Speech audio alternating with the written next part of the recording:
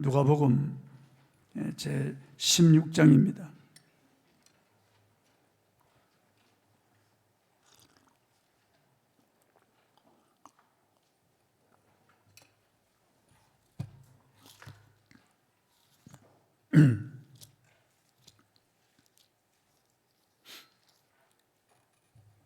(10절로) 13절 말씀을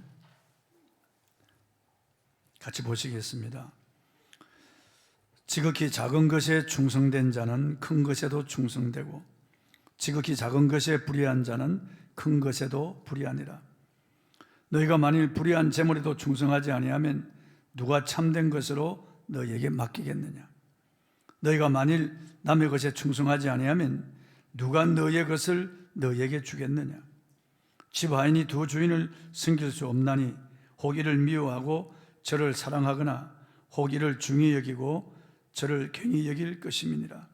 너희는 하나님과 재물을 겸하여 섬길 수 없느니라. 아멘. 두 주인을 섬길 수 없습니다. 이런 주제로 오늘 말씀을 선포하겠습니다. 세상 사람들도 부자는 하늘이 낸다라는 말을 합니다. 부자의 유행에는 세 가지 형이 있다고 합니다. 첫째, 자수성가형입니다. 자수성가형은 자기 손으로 부를 축적하여 일가를 이룬 사람을 말합니다. 경쟁자에게는 핵정전도 불사하겠다고 한 비정한 성공자 애플의 창업주인 스티브 잡스도 자수성가형입니다. 그가 숨이 넘어가기 전 마지막 가족들에게 한 말이 쏘리, 미안해 였다고 합니다. 그는 자수성가를 했다고 하지만 애플의 창업주로 많은 돈을 가지고 명성을 얻었지만 죽을 때는 손 놓고 죽는 겁니다. 미안한 것입니다. 통계에 의하면 작년 6월 현재로 우리나라 1,000억 원대 이상 주식 부자가 176명이라고 하였습니다. 그중에 자수성가는 43명, 24.4%라고 합니다. 삼성의 이병철 씨나 현대의 정주영 씨가 바로 자수성가형 부자라고 볼 수 있습니다. 현대의 창업주 정주영 회장은 돈 버는 일에 열심했고 현대라고 하는 이런 재벌을 이루었지만은 그는 예수를 믿지 않았습니다. 그런데 그의 아들 중에 한 사람인 정몽준 장로가 그를 온누리교회에 데리고 가서 예수님을 영접하게 하고 세례를 받게 하였다고 합니다. 평생 예수 믿지 않았지만 그래도 마지막에 예수를 믿고 죽었다고 하니 참 다행한 일입니다. 둘째, 부수성가형이 있습니다. 부수성가형은 부모가 이룬 부를 물려받은 부자를 말합니다. 1,000억 원대 주식 부자 176명 중에 부수성가자는 133명이었습니다. 75.6%였습니다. 삼성의 이건희 씨나 이재용 씨 같은 사람, 현대자동차의 정의선 회장이나 현대중공업 정몽중 회장이 바로 부수성가형입니다. 셋째, 신수성가형이 있습니다. 신수성가형은 자수성가도 아니고 부수성가도 아닌 하나님의 손의 도움으로 부를 이룬 사람을 말하는 것입니다. 창세기에 기록된 족장 아브라함이나 야곱은 신수성가형입니다. 그는 해릴 단신으로 갈대아 우리에서 나왔습니다. 하나님이 그에게 복을 주셔서 그를 장대하게 하셨습니다. 집에서 318명을 먹이고 입히고 재우고 훈련시키고 기른 사람이었습니다. 수많은 하인들 그리고 수많은 짐승떼들, 그는 부족의 족장이었습니다. 엄청난 그런 부를 하나님이 그에게 주셨습니다. 그의 아들 이삭은 애굽에 내려가지 말고 거랄에 머물라고 하신 말씀을 순종하여 그 땅에 농사하였더니 100배나 더한 복을 받고 짐승떼들이 바다의 모래떼처럼 많아졌다고 했습니다. 어마어마한 그런 부자였습니다. 그의 아들 야곱도 요단을 건너갈 때 지팡이 하나만 가지고 건너갔지만은 하나님께서 바담 아람에서 그에게 복을 주어서 돌아올 때는 한때 두때 바다의 모래떼 같은 어마어마한 짐승떼와 그리고 하인들을 거느린 그런 부자였습니다. 성경에 보면은 오벳 에돔이라고 하는 사람이나 야베스라고 하는 사람, 가난하였지만은 하나님이 하늘문을 여시고 그들에게 복을 주어서 그들은 부자의 대명사가 되었습니다. 역사 속에도 예수를 믿고 부자가 된 사람이 많습니다. 하나님의 도우심으로 부를 이룬 사람들이죠. 강철한 카네기라든지 서기관 록펠러라든지 백화점왕 제시 페니 같은 사람이 바로 그런 사람입니다. 루터의 종교개혁 이후에 독일은 진실한 그런 복음의 나라였습니다. 그런데 하나님이 그 나라에 불을 주니까 그들은 타락하기 시작했습니다. 그래서 하나님을 믿는 그런 신앙이 그들은 타락해서 교회당이 무슬림 사원으로 팔려나가고요, 결혼식장이 되고 장례식장이 되고 그렇게 되어버리고 말았어요. 그래서 하나님이 촛대를 영국으로 옮겼습니다. 영국이 부해지기 시작하자 그들은 타락하기 시작했습니다. 그래서 하나님 촛대를 미국으로 옮겼습니다. 미국도 물질이 부유해지니까 그들은 타락하기 시작했어요. 그래서 마약과 동성애, 총기 사고, 그리고 자유주의 신학으로 이 미국 교회, 미국 사회가 혼란스러워지고 더러워졌습니다. 한국으로 촛대가 왔는데, 한국도 초창기에 고난당하고 박해당할 때는 하나님을 의지하고 의뢰하고 신앙이 강화되고 하나님을 찾는 이런 믿음 충만해졌는데, 이제 한국 교회가 부해지니까 하나님을 향한 신앙이 느슨해지고 차갑지도 않고 더웁지도 않는 미지근한 이런 주님이 토하여 내칠 수밖에 없는 이런 신앙이 되고 말았습니다. 신앙이 아니죠. 에베소 교회처럼 처음 사랑을 잃어버린 겁니다. 그래서 하나님은 어디서 잃어버렸는지 회개하고 다시 신앙을 회복하라고 말씀하셨던 겁니다. 그래서 물질은 우리에게 필요합니다. 재물은 우리 의식주에 필요하죠. 자녀 교육시키는 데 필요합니다. 살아가는 삶에 있어서 물질 없이는 우리는 살아갈 수 없는 거예요. 이 세상이 물질로 이루어졌고 우리 몸도 물질로 이루어졌기 때문에 우리는 물질이 필요한 것입니다. 물질은 귀한 것입니다. 그러나 물질은 선한 것도 악한 것도 아니고 물질은 중립이에요. 이 물질은 하나님이 우리에게 주신 선물 가운데 하나입니다. 우리가 힘써 노력하고 물질을 얻지만은, 그러나 하나님이 허락하지 않으면 내 것이 될 수 없어요. 우리는 핏줄 하나만 터지면 흙으로 돌아가고 심장이 딱 멎으면 흙으로 돌아가는 겁니다. 딱 호흡이 멎어버리면 우리는 한 줌의 재로 돌아가는 인생이에요. 내 것이라고 우리는 큰 소리 칠 수가 없는 것입니다. 자수성가라고 하는 말도 대단히 위험한 말입니다. 이 모든 것들은 다 하나님으로부터 우리에게 주어진 것입니다. 그러므로 재물을 하나님보다 더 사랑하는 것은, 그것은 죄라고 하는 것입니다. 죄. 본문 10절 12절을 보겠습니다. 좀 오래 띄워놓으면 좋겠어요. 지극히 작은 것에 충성된 자는 큰 것에도 충성되고 지극히 작은 것에 불의한 자는 큰 것에도 불의하니라. 너희가 만일 불의한 재물에도 충성하지 아니하면 누가 참된 것으로 너희에게 맡기겠느냐. 너희가 만일 남의 것에 충성하지 아니하면 누가 너희의 것을 너희에게 주겠느냐. 하나님과 재물을 비교하면은 재물은 지극히 적은 것이죠. 그런데 이 재물을 가지고 하나님께 충성하지 아니하면은 큰 것에도 충성할 수 없는 거예요. 하나님께 충성할 수 없는 거예요. 이 지극히 적은 것, 하나님 주신 이 재물을 내 것이라고 움켜잡는 이런 불의한 짓을 하면은 큰 것에도 불의합니다. 하나님이 사랑하지 않는 거예요.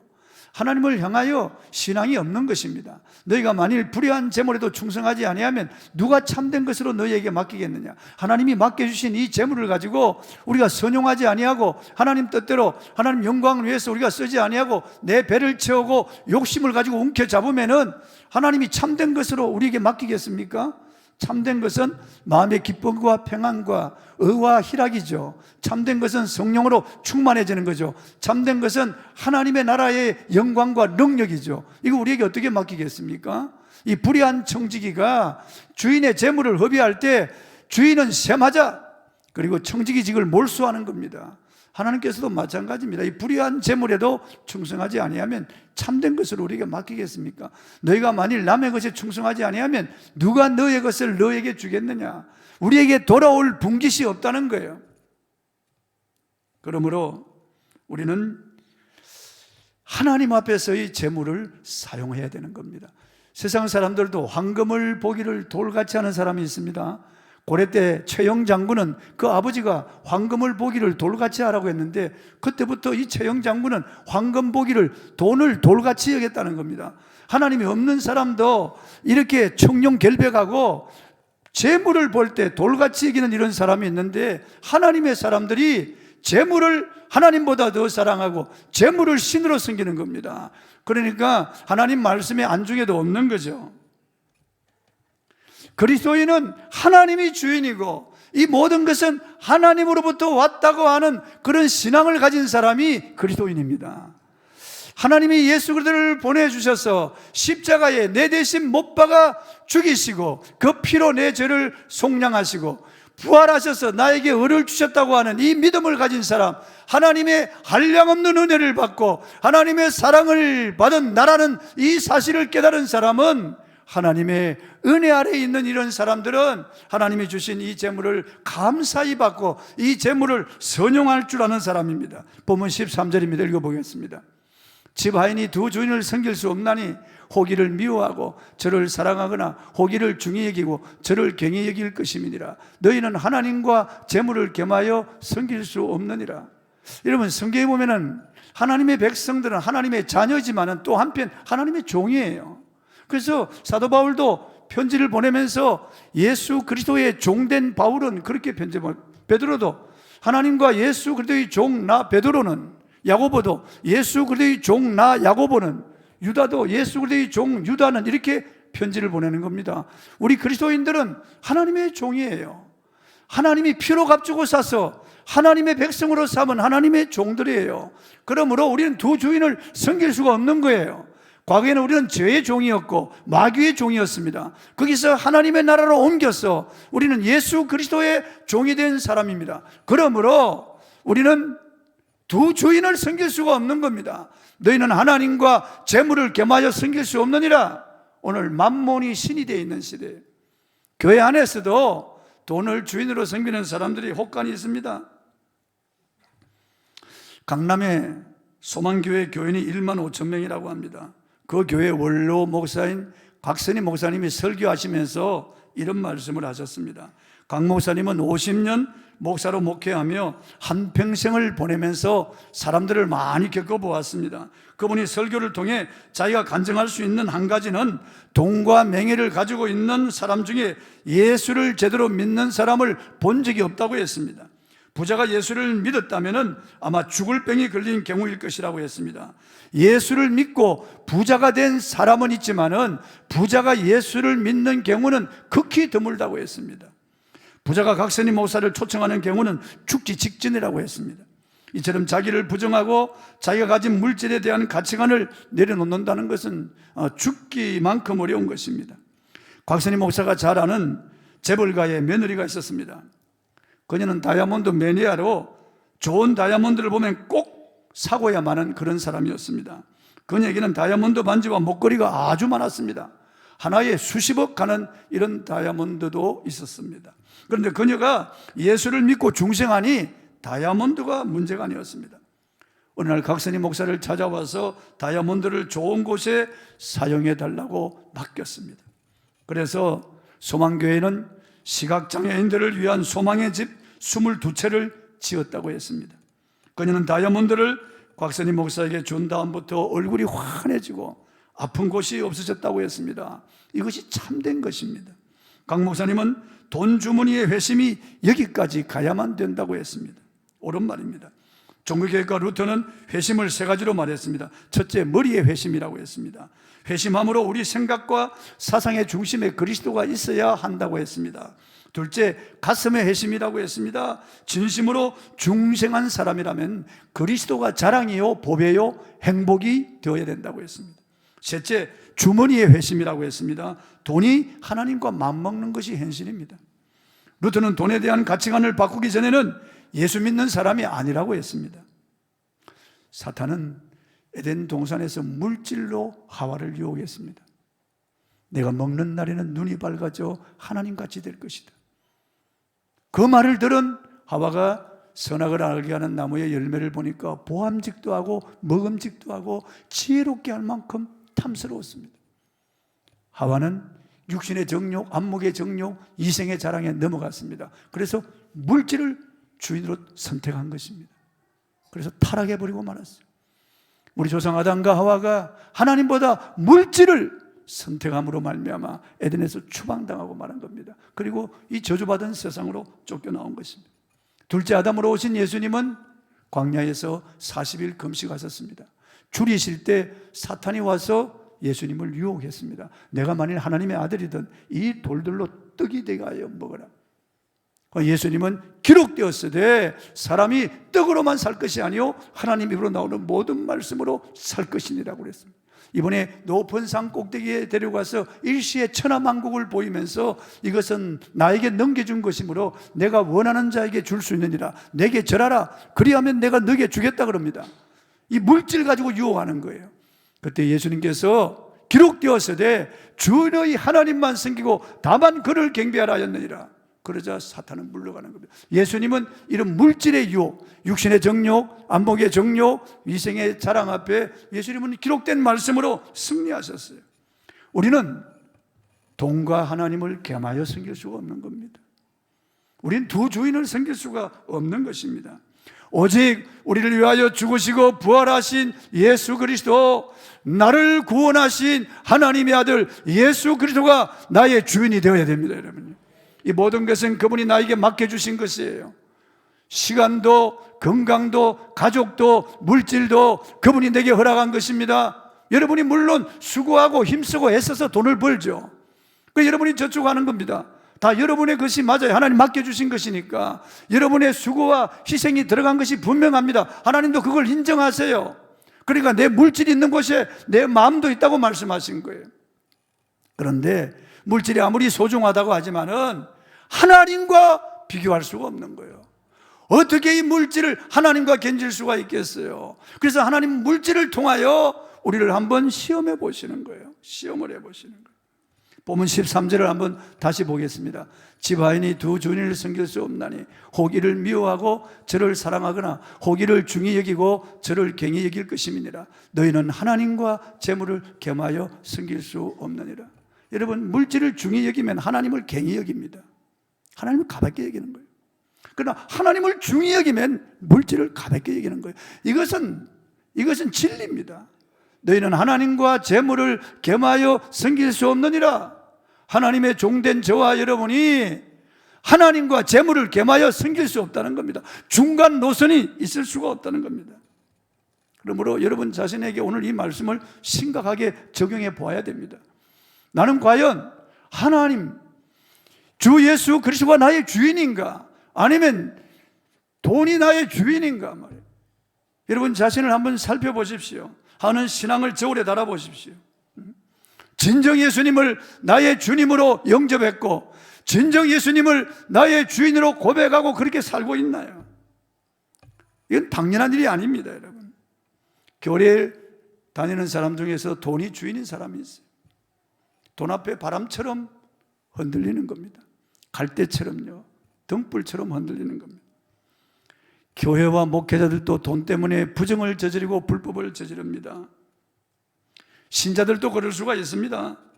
돈의 위력이 세기 때문에 세상살이 하는데 돈이 꼭 필요하기 때문에 하나님이 주인이라고 하는 사실을 잠시 잊을 수는 있어요. 그러나 여러분이 돈의 노예가 되면 안 돼요. 여러분이 정욕의 탐심의 노예가 되어서는 아니 되는 겁니다. 우리가 하나님 한 분만을 주인으로 섬기는 것은 말로만이 되어서는 아니 됩니다.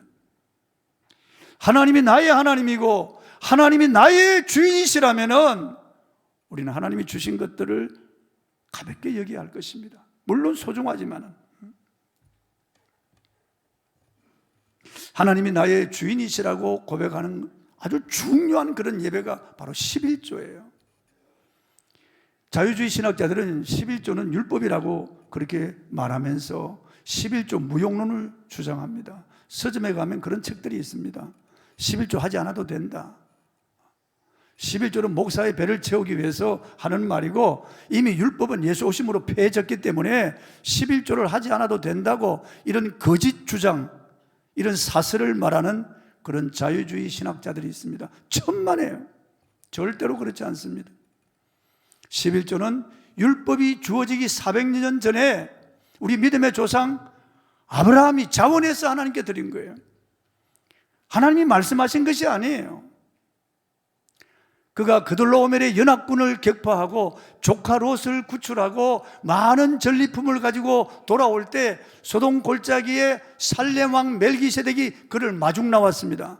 이 멜기세덱은 의의 왕이고 평화의 왕이며 족보도 없고, 그리고 예수 그리스도 하나님의 아들과 방불한 자라고 했습니다. 그가 떡과 포도주를 가지고 나와서 성찬을 하고, 아브라함은 자원해서 10분의 1을 멜기세덱에게 바치는 것입니다. 그것은 나의 모든 승리는 하나님께서 주신 것입니다, 그 고백이고, 나에게 속한 모든 물질은 하나님의 것입니다 하는 고백으로 멜기세덱에게 10분의 1을 준 겁니다. 성경은 예수 그리스도는 멜기세덱의 반차를 쫓는 분이라고 했습니다. 그러니까 11조는 예수 그리스도에게 드리는 거예요. 우리가 예수 그리스도, 아브라함의 자손인 저와 여러분이 떡과 포도주, 주님의 살을 찢고 피를 쏟아 우리에게 생명을 주신 예수 그리스도, 부활하신 예수 그리스도가 나의 주인이라고 하는 신앙 고백으로 내 모든 것은 주님으로부터 왔습니다, 나의 승리는 주님께로부터입니다 하고 드리는 것이 11조예요. 그리고 아브라함의 손자인 야곱이 형을 속이고 아버지를 속이고 형의 칼을 피해서 바담 아람으로 도망가는 중에 루스라고 하는 곳에 와서 노숙합니다. 한 번도 아버지 집을 떠나본 적이 없는 이 야곱이 그 추운 광야에서 땅에 누워서 차디찬 돌을 베개하고 하늘을 바라보며 눈물 속에 잠을 이루는데, 그날 밤에 하나님이 야곱을 만나 주신 거예요. 돌 사닥다리가 땅에서 하늘에 이어졌고 천사들이 오르락 내리락 하고 그 위에 여호와 하나님이 서 계신 것을 보았습니다. 하나님이 야곱에게 말씀하시는 거예요. 나는 너의 조부 아브라함의 하나님, 너의 아비 이삭의 하나님 여호와라. 내가 너의 하나님이 되어서 너와 함께하여 너를 창대하게 하여 다시 고향집으로 돌아오게 하겠다. 결코 내가 너를 떠나지 아니하리라. 그는 하나님을 만나고 난 다음에 여기가 하늘의 집이고 하늘의 문이로다 감격했습니다. 그래서 돌베개했던 것을 세워놓고 여행 지창감으로 가지고 온 기름을 돌 위에 붓고 하나님께 예배를 드리며 11조를 세워나는 거예요. 야곱은 일평생 11조를 세워납니다. 그 자원해서 드리는 거예요. 하나님이 무슨 야곱에게 11조를 하라고 한 게 아니에요. 법적으로 무슨 그런 조건을 내건 것이 아니에요. 야곱이 하나님을 만나고 그 마음에 너무나 감격하여 자원해서 그의 신앙 고백으로 예배로 11조를 서원하고 드리는 거예요. 그 11조는 율법이 아니에요, 여러분. 구약 말라기서, 구약의 제일 마지막 책 말라기서 보면은요, 이스라엘에게 하나님께서 호소합니다. 하나님께로 돌아오라고요. 그 이스라엘 백성들이 어떻게 돌아갑니까? 그러니까 11조와 헌물이라 너희 온 나라가 나의 것을 도둑질하였느니라 그렇게 말씀하십니다. 그러면서 너희의 온전한 11조를 내 집에 드려 그것으로 내 집에 양식이 있게 하여 내가 하늘의 문을 열고 너희에게 복을 쌀 것이 없도록 붙지 아니하나 보라. 내가 황충을 금하고 기한전에 소산이 떨어지지 않게 하며 토지 소산을 아름답게 하며 내가 너희를 복되게 하리라 하는 그렇게 말씀하시는 거예요. 그게 구약의 마지막 책에 1, 2, 3 계속해서 하나님은 11조에 대해서 말씀하시는, 그러니까 창세기서부터 계속 말라기 11조는 율법이 절대 아니라고 하는 것을 분명히 말씀하시는 거예요. 예수님께서 11조도 하고 의와 인과 신도 버리지 말라고 말씀하셨어요. 그러니까 예수님이 율법을 폐하러 오신 분이 아니에요. 율법을 완전하게 하시는 분이에요. 그분이 이렇게 말씀하셨습니다. 그러므로 우리가 하나님은 나의 주인이라고 고백하고 하나님을 섬기는 것, 돈이 나의 주인이 아니고 하나님이 나의 주인입니다 하고 하나님 앞에 드리는 예배가 11조라고 하는 것입니다. 그러므로 여러분, 결코 돈이 우리의 주인이 되어서는 안 됩니다. 돈은 귀한 거죠. 돈 없으면 우리가 어떻게 살겠어요? 여러분이 직장에서 사업을 하면서 정말 힘들게 애쓰고 사람에게 스트레스 많이 받으면서 여러분이 월급을 받거나 아니면 돈을 모으잖아요. 그 돈이 얼마나 귀한 것입니까? 여러분의 땀과 눈물과 피가 들어있는 것이 그 돈이잖아요. 그걸 떼어서 11조 한다는 것은 정말 어려운 일입니다, 여러분. 내 살을 떼는 것 같고 쉽게 할 수 없는 일이에요. 하나님이 그걸 너무나 잘 아세요. 왜냐하면 물질이 있는 곳에 마음도 있다고 예수님 말씀하셨기 때문에. 그러나 안 될 때는 한번 시험해 보세요. 우리가 하나님을 시험해 볼 수 없는 거예요. 절대로 성경 어디에도 하나님을 시험치, 주 너희 하나님을 시험치 말라고 말씀하고 있어요. 시험은 대상이 아니에요, 하나님은. 그런데 11조만은 하나님이 시험해 보라고 말씀하시는 거예요. 시험해 보라고 하시는 거예요. 그런데 여러분이 너무나 아깝고 너무나 하기 힘들지만은 한번 시험해 보세요. 한 번, 두 번. 하나님이 살아계신지, 하나님이 살아계시지 않는지, 하나님이 주인인지 돈이 주인인지 한번 11조로 시험을 해보라는 겁니다. 하나님이 놀랍게 역사하십니다, 여러분. 우리가 11조를 하나님 앞에 드려서 하나님을 나의 주인으로 인정하고 섬긴다면은 하나님이 내게 참된 것을 주시는데 어떤 것을 주실까요? 내가 놀라는 거예요. 내가 11조를 하고 내가 놀라는 겁니다. 그 다음 믿음이 일어나는 겁니다. 믿음이요. 과거에 생각할 수 없는 그런 믿음이 내게 올라옵니다. 그리고 하나님이 주시는 기쁨이 나에게 올라옵니다. 그리고 물질을 하나님이 주시는 거예요. 종자 씨앗을 심어서 하나님이 30배, 60배, 100배의 열매를 거두게 하시는 거예요. 그러니까요, 이상하다 동전 한 입 움켜잡으면 없어지고 쓰고 빌려주면 가득해져 땅 위에 가득 차는 겁니다. 이런 역사, 물론 우리가 물질을 위해서 11조 하는 건 결코 아니에요. 그러나 우리가 하나님을 나의 하나님으로 고백하고 내 신앙을 물질에 심어서 하나님 앞에 올려드리는 예배를 드리면은 하나님이 우리에게 물질을 주시는 거예요. 넘치도록 하나님 물질을 주시는 겁니다. 그러므로 여러분, 물질에 시험 들지 마시고 하나님을 시험하십시오. 물질의 노예가 되지 마시고 하나님을 온전히 섬기십시오. 물질을 다스리고 물질을 지배하고 여러분 물질을 정복하고 물질을 가지고 선용하는 이런 지혜로운 자가 되기를 바랍니다. 하나님 때때로 그 자녀를 사랑하시기 때문에 택한 자녀들에게는요, 하나님께서 고난을 허락하십니다. 내가 돈을 주인으로 섬기고 있을 때, 내가 물질에 빠져 있을 때 하나님께서는 그것을 놓으라고 내게 고난을 주십니다. 때로는 질병이나 때로는 사고나 때로는 경제적인 궁핍이나 어려움을 주어서 하나님만을 의지하게 하시는 거예요. 하나님을 나의 주인으로 고백하게 하시는 겁니다. 그래서 하나님이 그걸 거두어 가시기도 하는 거예요. 사랑하시기 때문에. 그러므로 여러분, 인생의 고난이 올 때 하나님을 찾아야 됩니다. 하나님을 나의 주인으로 고백해야 됩니다. 예수님 당시에 한 청년이 예수께 찾아왔습니다. 선생님, 어떻게 하면 영생을 얻을 수 있습니까? 그때 예수님께서 계명을 지키라고 합니다. 내가 어려서부터 계명을 다 지켰나이다. 그러자 예수님은 그 청년에게 내 재산을 다 팔아 가난한 사람들에게 나누어 주고 나를 따르라. 그러면 하늘에서 너에게 보화가 있으리라 그럽니다. 그런데 이 청년이 재물이 많음으로 부자임으로 근심하며 돌아갔다는 거예요. 영생의 주인을 앞에 놓고 이 부자 청년은 근심하며 돌아갔다는 겁니다. 왜냐하면 이 부자 청년의 주인은 돈이기 때문에 영생의 주인이신 예수님을 따르지 않고 돈 따라 돌아서 버리고 말았던 참으로 안타까운 일이 아닐 수가 없습니다. 여러분, 우리는 몸이 물질로 되어 있고 이 세상이 다 물질로 되어 있기 때문에 물질 없이 살 수가 없는 거예요. 돈은 귀한 것입니다. 가치가 있는 거예요. 암묵적으로 다 그런 가치를 우리가 인정합니다. 하나님이 여러분에게 주신 것들이에요. 물론 여러분이 노력해서 얻었지만은 하나님이 주신 거예요. 하나님이 주신 것을 여러분 하나님보다 더 사랑하거나 하나님보다 더 중히 여기지 마시고 하나님을 중히 여기시고 하나님을 공경하시고 하나님을 경외하시고 하나님을 영화롭게 하는 저와 여러분이 되기를 바랍니다.